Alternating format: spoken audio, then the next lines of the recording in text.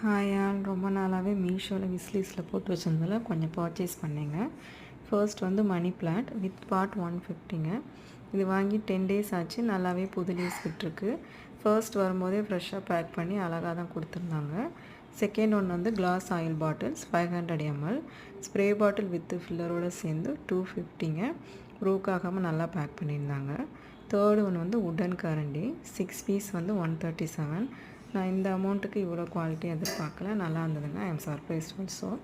Fourth one வந்து உடன் serving tray. இந்த கிளாஸ் ஆயில் பாட்டில் வைக்கிற மாதிரி அதே சைஸ்க்கே நான் பார்த்தேன். நிறைய இதில் பார்த்துருப்போம், அதே மாதிரி ஆசைப்பட்டு வாங்கினேன். அதே மாதிரி நீட்டாக அழகாக பண்ணியிருந்தாங்க. 250ங்க. நல்ல குவாலிட்டியாக இருந்தது வுட் ஒர்க்லாம்.